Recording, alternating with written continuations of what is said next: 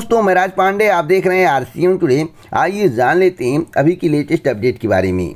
अभी की बड़ी खबर, ब्रेकिंग न्यूज़ के बारे में बात करेंगे। उससे पहले आप सभी के लिए एक महत्वपूर्ण सूचना। अगर आपको सबसे पहले सही और सटीक जानकारी चाहिए, अगर आप चाहते हो कि कोई भी जानकारी आपसे मिस ना हो, हर एक जानकारी समय से आपको मिल जाए, तो सबसे पहले आप जाइए टेलीग्राम चैनल पर, आरसीएन न्यूज़ टुडे सर्च करिए। आपको टेलीग्राम चैनल पर आरसीएन न्यूज़ टुडे ग्रुप मिलेगा और चैनल मिलेगा, दोनों को ज्वाइन करिए। आपको वहां पर सबसे फास्ट, सबसे सही, सबसे सटीक जानकारी मिलेगी।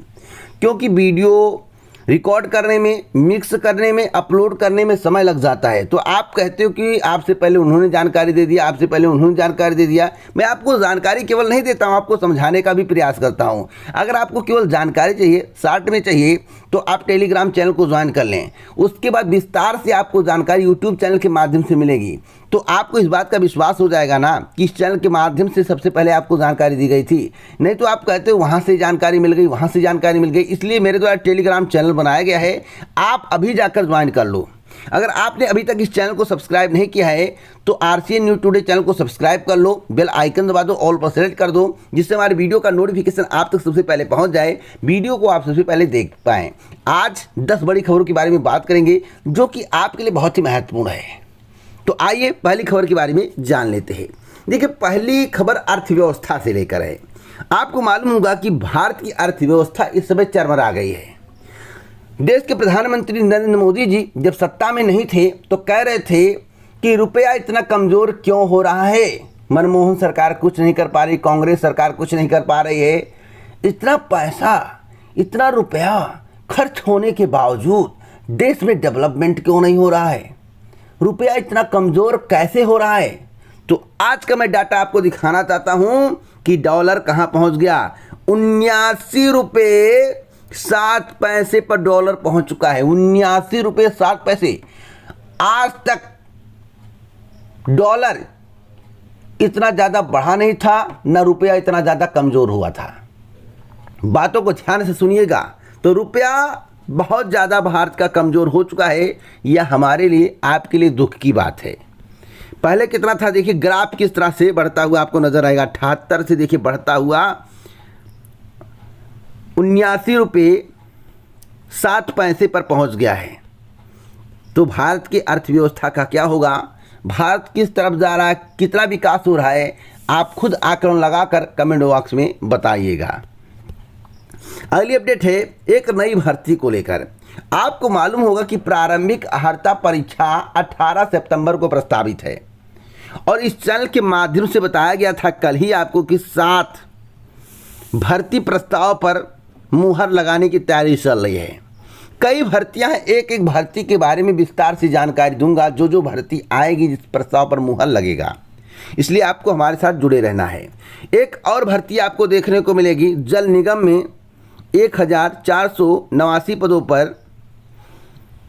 अब भर्ती कब आएगी, तो प्रारंभिक अर्हता परीक्षा 2022 का जब परिणाम जारी हो जाएगा उसके बाद।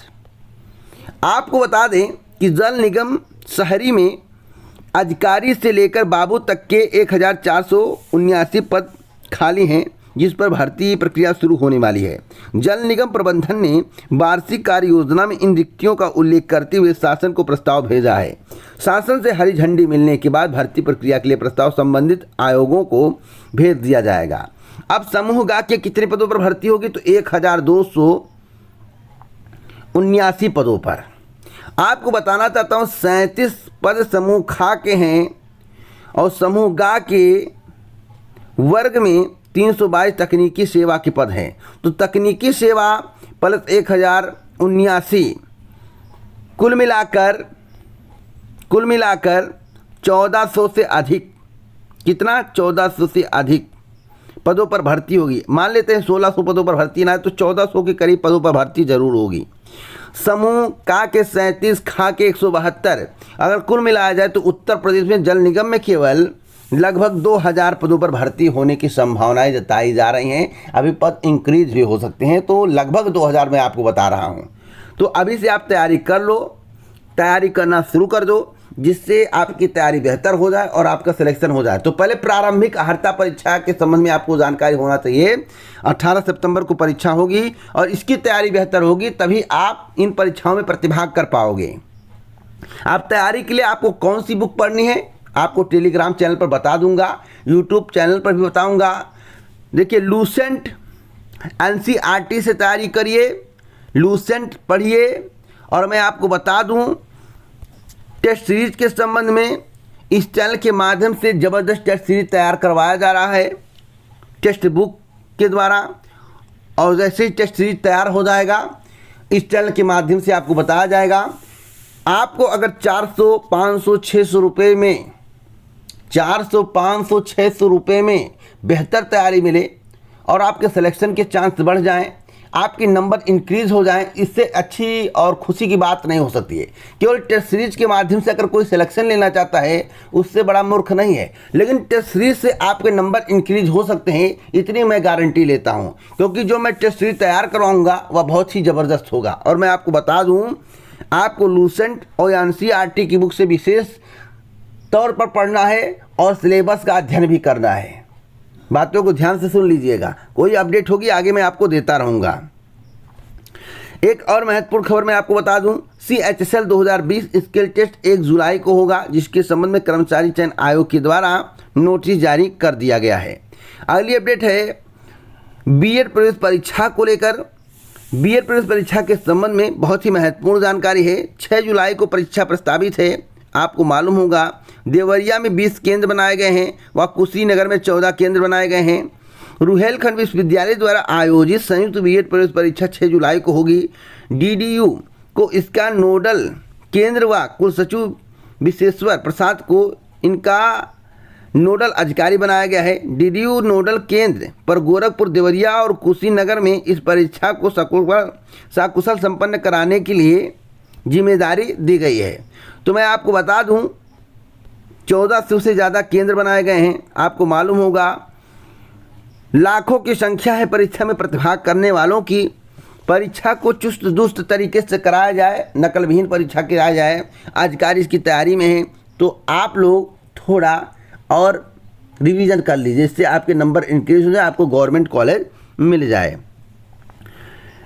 अब मैं आपको एक महत्वपूर्ण खबर और देना चाहता हूं। समूह ग भर्तियों का रास्ता साफ हो गया, आज के समाचार पत्र में बताया गया है। और इस चैनल के माध्यम से भी आपको बताया गया था कि 7 भर्ती प्रस्ताव पर मुहर जल्द लग सकता है। इस चैनल ने यह भी बताया था कि PET प्रारंभिक परीक्षा का नोटिफिकेशन आवेदन के लिए आपको इसी सप्ताह नोटिस के माध्यम से जानकारी दे दी जाएगी और आवेदन प्रक्रिया शुरू हो जाएगी। अगर विश्वास नहीं तो पिछला वीडियो उठाकर देख सकते हैं। परसों ही बताया गया था और कल ही नोटिफिकेशन जारी कर दिया गया। तो जो भी जानकारी देता हूँ डंके की चोट पर सही और सटीक देता हूँ, सभी को पता है। इस चैनल से पहले किसी में दम नहीं है कि जानकारी दे दे, 2-4 को छोड़ दिया जाए तो किसी में दम नहीं है, केवल हवाई बातें करते हैं। और मैं आपको बता दूं, हवाई बातें नहीं करनी चाहिए। वीडियो कम बनाओ, जानकारी कलेक्ट करने के बाद बनाओ। मैं दिन में 2 से 4 ही वीडियो अपलोड करता हूं और एक वीडियो में ज़्यादा से ज़्यादा न्यूज़ देने का प्रयास करता हूं, जिससे एक वीडियो में काम बन जाए। इसलिए वीडियो थोड़ा लंबा हो जाता है, 10 से 15 मिनट का वीडियो हो जाता है। ध्यान से सुनिएगा, आपसे कोई भी जानकारी मिस नहीं होगी। अगली अपडेट है प्रधानाचार्य भर्ती को लेकर। प्रधानाचार्य भर्ती का परिणाम कब तक आएगा? 2013 की भर्ती है, परिणाम अटका हुआ है। अभ्यर्थियों की आज का खारिज होने से परिणाम का रास्ता साफ हो गया है। मैं आपको बताना चाहता हूं, जो जानकारी प्राप्त हुई है कि जुलाई के अंत में समाचार पत्र में बताया गया है, लेकिन अगस्त के प्रथम सप्ताह तक किसी भी हाल में परिणाम को घोषित कर दिया जाएगा। अगली एक और महत्वपूर्ण खबर है, सिंगल यूज प्लास्टिक पर 1 जुलाई से प्रतिबंध लगा दिया जाएगा। जैसे सिंगल यूज प्लास्टिक, स्टिक वाले ईयरबड्स, झंडे, गुब्बारे, कैंडी, आइसक्रीम स्टिक, चाय कॉफ़ी को कप में हिलाने वाली स्टिरर। अब देखिए, इस प्रकार से चाकू, स्टार, टी, मिठाई के डिब्बे या निमंत्रण कार्ड या सिगरेट के पैकेट रैप या पैक करने वाली फिल्म, 100 माइक्रो से कम के प्लास्टिक या PVC बैनर, इन सबको बैन कर दिया जाएगा। यानी कि कप, छुरी, कांटे, चम्मच जैसी 19 वस्तुओं पर रोक लगाने की तैयारी सरकार के द्वारा की जा रही है। 1 जुलाई से प्रतिबंध लगा दिया जाएगा, जो कि अब तक की सबसे बड़ी खबर है। केंद्र और यूपी बनाएंगे 300 से ज़्यादा रेलवे पुल, यानी कि आपको जो क्रॉसिंग की दिक्कत होती है, आप जाते तो आपको रुकना पड़ता है, उस दिक्कत का सामना आपको नहीं करना पड़ेगा। सरकार इस पर काम कर रही है। केंद्र सरकार के द्वारा जल्द ही प्रस्ताव पास करके, बजट पास करके इस पर काम शुरू कर दिया जाएगा। अगली अपडेट है मुकेश अंबानी के बेटे को लेकर, जिसके संबंध में कल ही मेरे द्वारा टेलीग्राम पर जानकारी दी गई थी। मुकेश अंबानी के बेटे आकाश को मिली रिलायंस जियो कंपनी की कमान। अब तक की सबसे बड़ी खबर है 5G नेटवर्क के आने से पहले बड़ा कदम, यानी कि अभी 5G नेटवर्क भारत में रिलायंस के द्वारा किसी के द्वारा शुरू नहीं किया गया है। तो 5G नेटवर्क शुरू होने से पहले अंबानी जी का इस्तीफा हो गया है और अपने बेटे को अंबानी जी ने कमान दे दिया है। आगे कोई भी अपडेट होती तो मैं आपको ज़रूर दूंगा, इतना मैं कहूँगा। अब इनके बेटे किस तरह से बिजनेस को आगे बढ़ाते हैं, या देखने वाली बात होगी। एक और महत्वपूर्ण खबर दे दूं, डिब्बा बंद दही पनीर पर अब 5% GST लगाने का फैसला किया गया है। यानी कि अब डिब्बा बंद दही पनीर आपको महंगा मिलने वाला है, दाम बढ़ने वाले हैं, इसके संकेत अभी से मिलने शुरू हो गए हैं। तो महंगाई की मार आम जनता कब तक झेलेगी, यह सवाल सरकार से है। सरकार बताए कि किस तरह से महंगाई बढ़ाई जा रही है। जिस तरह से महंगाई बढ़ाई जा रही है उसी तरह से क्यों नहीं आम जनता की आमदनी हो रही, उसी तरह से क्यों नहीं वेतन दिया जा रहा है। सरकार इस पर भी जवाब दे। अगली अपडेट है दरोगा भर्ती को लेकर। दरोगा भर्ती के चयनित अभ्यर्थियों का चरित्र सत्यापन अगले माह से स्टार्ट होगा, जिसके संबंध में जानकारी दे दी गई है। आपको बता दें, जो अभ्यर्थी दूसरे राज्य के हैं उनका सत्यापन उनके घरों से निकटतम यूपी के ज़िलों में होगा। इसके बाद नियुक्ति पत्र दिया जाएगा। और आपको मालूम होगा कि इस भर्ती में कितनी बड़ी धांधली हुई है, ऐसा आरोप प्रतियोगी छात्रों के द्वारा लगाया गया है। लेकिन हमने आपको क्या बताया था कि इस भर्ती को जल्द से जल्द सरकार कंप्लीट कराना चाहती है। भर्ती किसी भी कीमत पर रद्द नहीं होगी, ना परीक्षा रद्द होगी। जो बताया गया उस बात पर आज मुहर लग गया और भर्ती प्रक्रिया को जल्द से जल्द संपन्न कराकर पूर्णतः कंप्लीट कराने का प्रयास किया जा रहा है। तो इसी प्रकार की ऑथेंटिक जानकारी मैं आपको देता रहता हूं। अगर आपको सबसे पहले सही और सटीक जानकारी चाहिए तो अभी चैनल को सब्सक्राइब कर ले, बेल आइकन दबा दें, ऑल पर सेलेक्ट कर दें। जय हिंद, जय भारत, नमस्कार।